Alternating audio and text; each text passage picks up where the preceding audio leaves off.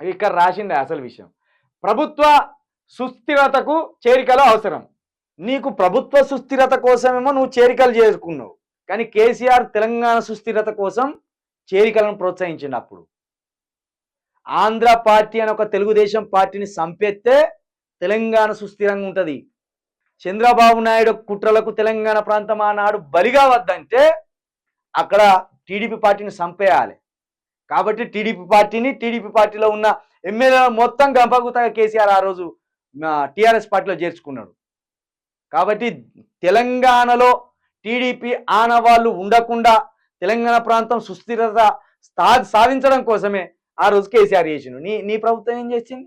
BRS పార్టీని చంపి మళ్ళా ఆంధ్ర నాయకత్వాన్ని ఇక్కడ పెంపొందించుకోవడానికి, మళ్ళా గుజరాత్కి ఇక్కడ చోటు ఇవ్వడానికి, ఢిల్లీ ఆధిపత్యాన్ని ఇక్కడ కొనసాగించడానికి నువ్వు చేరికలు చేర్చుకుంటాను.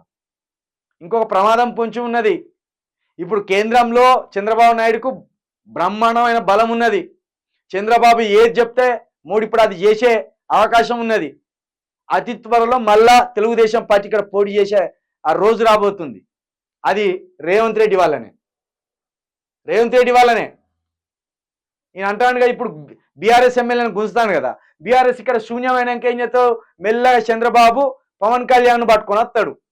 ఇక్కడ పవన్ కళ్యాణ్ ఫ్యాన్స్ ఉన్నారు కదా, ఎడి జనాలు, ఈ రాజకీయం అర్థం చేసుకోరు. వాళ్ళ ఆంధ్రలో వస్తాను, ఆంధ్ర నాయకులు వస్తాను వెళ్ళగొడదాం అనుకోరు.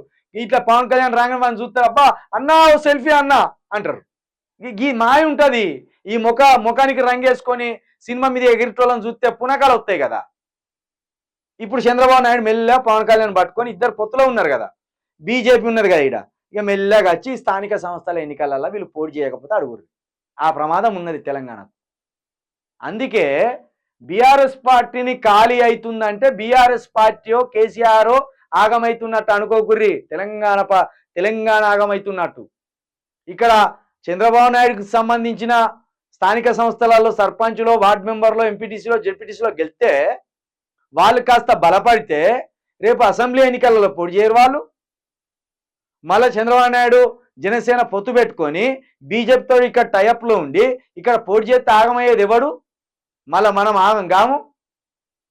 మళ్ళా చంద్రబాబు నాయుడు రూపంలో ఇక్కడ కమ్మ నాయకులు మళ్ళా బలం పుంజుకోరు.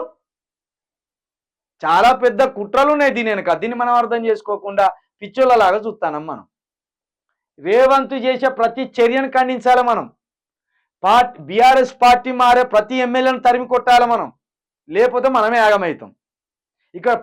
ఇక్కడ ప్రభుత్వం సుస్థిరమవుతామేమో, కాంగ్రెస్ పార్టీ బలపడతామేమో, కానీ తెలంగాణ ప్రాంతం వీక్ అవుతుంది. ఇది బాగా అర్థం చేసుకోవాలి.